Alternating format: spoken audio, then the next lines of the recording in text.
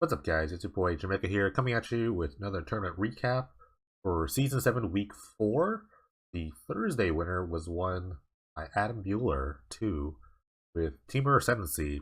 This is actually Teamer Ascendancy's second win, and Adam Bueller's first win of the season. Adam Bueller's a guy that's pretty much known to just jam one deck throughout the whole season. Like last season, he just played Hypergenesis pretty much exclusively, so the season he's picked up Teamer Ascendancy, so it's kind of no surprise that he's kind of on the top here. And Teamer Ascendancy is just a good deck in general. It's probably the premier mid-range deck in the format. Just being able to just come back in these random games, especially with your namesake card, Teamer Ascendancy. But Adam has made some pretty interesting choices here, so let's just go through the deck. Mana base, 23 lands. I think it's like super creepy. This is the weirdest mana base to me because there's so many islands here. I feel like I'm not like a mana base master, but there's only like 8 like blue cards here, and no blue card sideboard. Yet there's like 4 islands. There's about, I want to say, 12 blue sources, and then the rest are just like actually 13. 12 right here. So I don't know if there's like you need this much.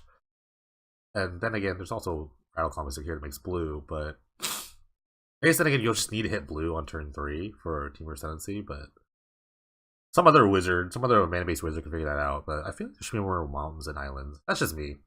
Anyways, especially if you have like a Burst Lightning in your hand, turn 1. I want to Burst Lightning something, so that's also Vibrant Walls is now in this format, so maybe there could be some sort of evolution to his mana base, but a lot of people will just kind of like port over the same mana base from last season, so there's probably something that you can do with it.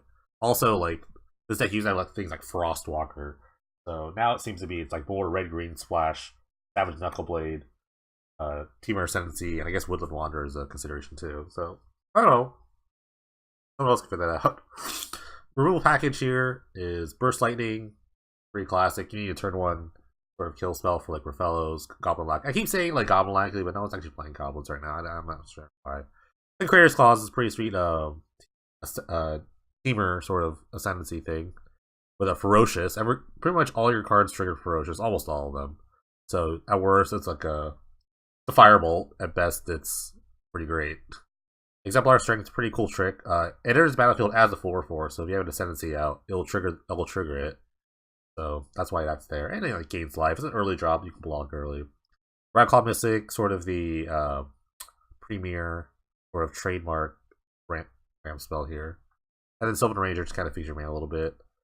Savage Knuckleblade has its time now in PD. Standard wasn't the time. Now it's the time for Savage Knuckleblade. Going alongside Teamer Ascendancy. Pretty solid card. Like, haste plus drawing cards is really a way you can just like punish all the control decks running about. FTK right here. Solid 2-for-1. Probably always going to hit target here. Woodland Wanderer is a 6/6. It pretty much gets to a 6/6 with the inclusion of Jungle Shrine here and Mystic Monastery, adding white. So 6/6 is the way to go. 2 Stomping Bursts. This thing is amazing when you have Ascendancy out. You can just make 3 4/4s, draw 3 cards, make 12 power. It's pretty insane.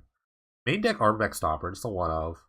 The hedge against kind of the aggro decks. And then the new card here, Itali Primal Storm. 2-of. Pretty insane if it has haste, but it's pretty cool just on its own on an empty board. You're kind of just top decking, then all of a sudden you just drop a 6/6 that casts free spells. And your spells are pretty good, minus Woodland Wanderer, because any converge spell for free is really bad. But I think minus Woodland Wanderer, this is a pretty like sweet little top end here. I like it a lot. I don't know about 2, but I do like it. I do like it, the inclusion here. And Cyber's pretty like standard here, although it's kind of more geared towards control decks. Radiant Flames for the aggro decks, Sentinel Totem for the graveyard decks. Gaia's Revenge, it's pretty hard to kill minus the Wrath. 5 Disenchants and Steel Primordium and Conflict Naturalist. And then Savage Summoning, which is a card that doesn't really see a ton of play, but gives your creatures flash and basically an uncounterable clause to them. And Savage Summoning can't be countered, so it's pretty sweet. Imagine like an end of turn Itali. Like a 7-mana Itali, that'd be pretty nuts. But yeah, it's a really cool card to like kind of force your creatures through, counter magic, and give them flash if you wanted to. Pretty neat. I like it a lot.